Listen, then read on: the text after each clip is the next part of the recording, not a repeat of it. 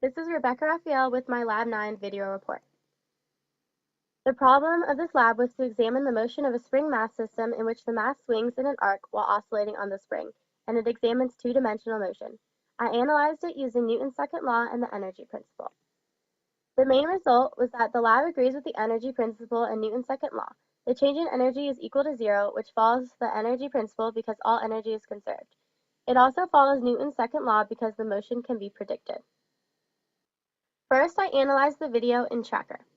I plotted the coordinate axis, making y equals 0 and x equals 0 at the top where the spring begins, and I had a length scale of 0.7 meters, which was the length of the spring at the beginning. And then I tracked the spring as it moved, which is these dots right here, and I found KS and L naught and the initial position of the code from the data that I got from tracking it, and I found the period of oscillation by finding the difference between the amount of time it took between the peaks. Then I used the X and Y coordinates that I got from tracking my data, and I put it in a CSV file. Here's my code. I plugged in all of the values that I found, and when I run it, you will see the spring and this yellow ball, which is the values that I got from Tracker, and then this blue ball is the predicted motion. So this shows the relation between the experimental data and the predicted data. As you can see, it starts off pretty much exactly the same, but due to human error, I didn't track it as accurately as I did in the beginning at the end, so it ends up separated. But if I play it again, you can notice that they're pretty much exactly the same in the beginning. And then these waves are the oscillations, and they start really close together and then they end up far apart. And that was just due to tracking. But in the beginning, you can track like where the points are and find the difference between here and here to get the period of oscillation. And this is shown in what does it mean 1.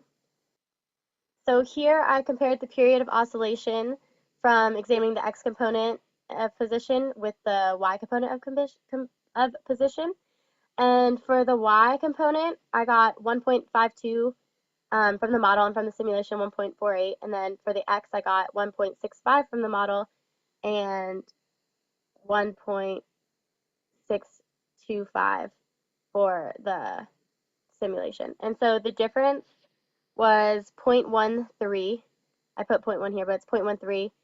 And the reason that it's different is because it is a representation of the forces acting on it, and there are different forces acting in the x and y direction. So that's why they aren't the same. What does it mean, number 2? You want to determine the work done by the surroundings, and the new system incorporates the ball, the earth, and the spring, and there's no significant outside surroundings in this new system, so there's no work done by the surroundings because there's no energy transfer between the system and the surroundings. Is the energy principle still satisfied? Yes, it is, because the change in energy is equal to the work done. And since the work equals 0, the change in energy is also 0. So since there's no change in energy, energy is conserved, therefore the energy principle is satisfied.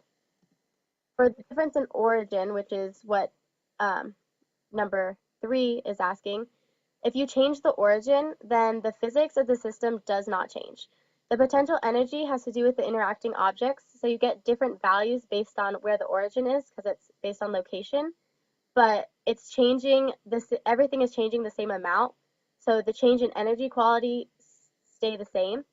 So since the change stays the same, the object behaves the same, the graphs behave the same, so the physics of the system don't change even though the origin changes.